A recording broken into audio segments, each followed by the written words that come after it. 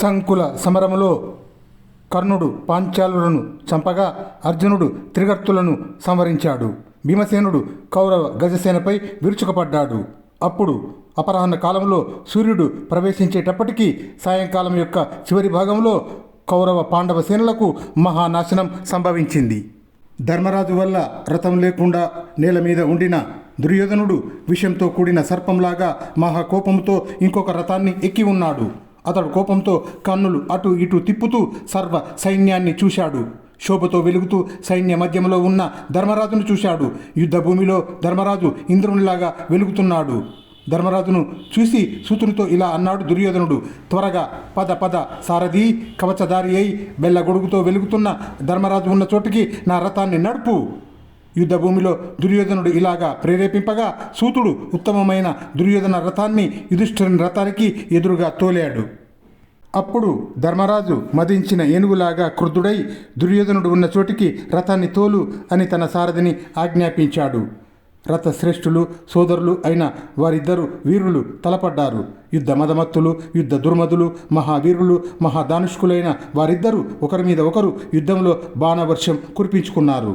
అప్పుడు దుర్యోధనుడు ధర్మశీలుడైన ధర్మరాజు ధనుస్సును పదునైన బాణముతో ఖండించాడు.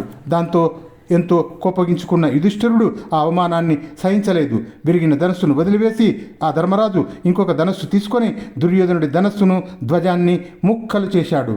అప్పుడు దుర్యోధనుడు ఇంకొక ధనస్సు తీసుకొని యుధిష్ఠిరుణ్ణి గాయపరిచాడు. ఎంతో కోపంతో వారిద్దరూ ఒకరి మీద ఒకరు బాణవర్షం కురిపించుకున్నారు. ఒకరిని ఒకరు జయించాలనే కోరికతో రోషపూర్ణాలైన రెండు సింహాల వలె గర్జిస్తూ, రెండు ఆంబోతుల వలె గర్జిస్తూ బాణాలతో కొట్టుకున్నారు. మహారథులైన వారిద్దరూ అవకాశాన్ని అందిపుచ్చుకోవాలని వెతుకుతూ సంచరించారు. సంపూర్ణంగా ధనుస్సును లాగి విడిచిన బాణాలతో గాయాలైన వారిద్దరూ పూచిన మోదుగు చెట్లలాగా ప్రకాశించారు. వారిద్దరూ మాటిమాటికి సింహనాదాలు చేస్తూ మహాయుద్ధంలో కరతాళ ధ్వనులను, ధనుష్టంకారాలను, శంఖధ్వనులను వ్యాపింపజేశారు. అంతటా ధర్మరాజు కోపగించి వజ్ర వేగాన్ని కలిగిన 3 బాణాలను దుర్యోధనుడి వక్షస్థలంలో నాటుకునేటట్లు కొట్టగా దుర్యోధనుడు బంగారు ఈకలు కలిగి రాతి మీద నూరిన పదునైన 5 బాణాలతో ధర్మరాజును కొట్టాడు. తర్వాత దుర్యోధనుడు ఇనుముతో చేసిన శక్తి ఆయుధాన్ని ధర్మరాజు మీద ప్రయోగించాడు. అది పదునైనది, పెద్ద తోకచుక్క వంటిది. తన మీదికి వచ్చి పడుతున్న దాన్ని ధర్మరాజు వెంటనే పదునైన 3 బాణాలతో ఛేదించి దుర్యోధనుణ్ణి 5 బాణాలతో గాయపరిచాడు. బంగారు కర్ర కలిగిన ఆ శక్తి పెద్ద ధ్వని చేస్తూ పడింది. అగ్ని జ్వాల వంటి అది క్రింద పడుతూ పెద్ద ఉల్కలాగా ప్రకాశించింది.